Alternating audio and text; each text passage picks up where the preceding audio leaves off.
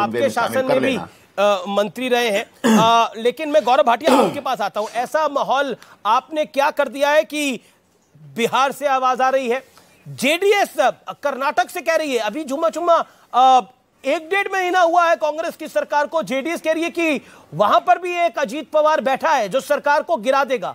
ऐसा क्या करा है आप लोगों ने? सारा ब्लेम आप पर है। सबसे पहले तो याद करिए, कुछ माह पहले शरद पवार जी का एक वक्तव्य था, अगर रोटी समय पर पलटी ना जाए तो जल जाती है जी। और अगर अब उन्हीं के भतीजे अजीत पवार जी ने समझा कि रोटी जलने वाली है और पलट दी, तो इसमें भारतीय जनता पार्टी का कसूर तो बताया नहीं जा सकता है। मैं तो ये कहूंगा ये एनसीपी का अंदरूनी मामला है, जो हो रहा है संविधान के तहत हो रहा है। और ये भी स्वाभाविक है कि आज भारत में ही नहीं पूरे विश्व में सबसे बड़े कोई नेता हैं जिनका कद पूरा विश्व मान रहा है, वो श्री नरेंद्र मोदी जी हैं। तो स्वाभाविक है कई दल ऐसे हैं जहां पे अंदर से उनका भी मन है कि वो भारतीय जनता पार्टी और एनडीए को जो है ज्वाइन कर ले, और यही हम देख रहे हैं। जैसे कौन कौन से? आपकी आवाज थोड़ी कट रही है, मैं अपनी बात पूरी। मैं कह रहा हूं, आपने बोला कई दलों का मन है जो कि बीजेपी के साथ जुड़ना चाहते हैं। आज इसी तरह की बात अनुराग ठाकुर ने भी करी है कि ये तो अभी शुरुआत हुई है।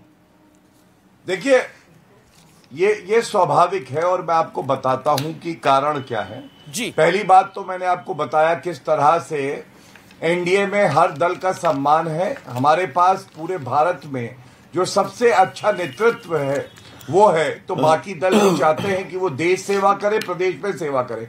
दूसरी बात, ये जो क्षेत्रीय दल है इनमें वंशवाद का दीमक लगा हुआ है। ठीक है, इस पॉइंट और होता क्या है कि अगर आप योग्यता को दबाएंगे जी, तो योग्यता जब छटपटाएगी तो लात पड़ेगी। और वही देख रहे हैं हम, केवल यहाँ नहीं और भी जगह पे ये हुआ है। जैसे जवाब दे दूं, उद्धव ठाकरे के गुट में भी यही हुआ है जी। उद्धव ठाकरे, ओके, ये एक पॉइंट है। संजय निरुपम, अनुराग ठाकुर ने भी बोला है अभी तो ये पहला है और भी लोग एनडीए को के साथ जुड़ना चाहते हैं। और क्या आपको लगता है, क्योंकि कॉम्पिटेंट अजीत दादा पवार थे, लेकिन क्योंकि बेटी सुप्रिया सुले थी वहां पर दांव खेला गया, क्या आपको लगता है ये सब भी कारण है? ऐसा है अमीश भाई, इस देश में कानून है, एक व्यवस्था है। किसी भी व्यक्ति को पूरा अधिकार है किसी भी पार्टी में जाने का, किसी भी पार्टी में आने का, बिल्कुल अधिकार है, लेकिन संवैधानिक तरीके से और कानून के तरीके से। अब अजीत पवार के साथ जो 9 लोग गए, क्या वो दल बदल कानून के तहत एक बहुत वैधानिक तरीके से गए हैं? आपको पता है अगर सिर्फ 9 लोग रहेंगे तो 1/3 भी नहीं होते, 1/3 नहीं होते तो इनकी सदस्यता रद्द हो जाएगी। तो कानूनन अगर कोई सही ढंग से स्प्लिट करता है, कानूनन अगर कानून की धाराओं के तहत अगर एक फैसला करता, बात समझी जाती है। लेकिन एक अजीब तरह से भारतीय जनता पार्टी के अंदर एक होड़ सी मची हुई है कि सबको तोड़ के अपने पास ले लो, एक सरकार बनाओ। सरकार बनाने का क्या मतलब है? सरकार बना रहे हैं तो आप देश के लोगों का भला करेंगे। क्या देश में महंगाई आपने कंट्रोल कर लिया? एक मिनट, क्या देश में महंगाई कंट्रोल में आ गई है? क्या देश में लोगों को रोजगार मिल रहा है? क्या बेरोजगारी चरम पे है? आज इस समय टमाटर और आलू और प्याज जैसे सब्जियों के भाव 300-400 रुपए किलो मिल रहे हैं। टमाटर तो 140 रुपए किलो चल रहा है इस समय, मिर्ची 400 रुपए किलो बिक रहा है। तो आप महंगाई नियंत्रित नहीं कर पाते, मध्यम वर्ग को, गरीब वर्ग को आप एक जो राहत देनी चाहिए राहत दे नहीं पाते, सरकार चला नहीं पा रहे हैं आप, और सरकार बनाने की होड़ लगी हुई है।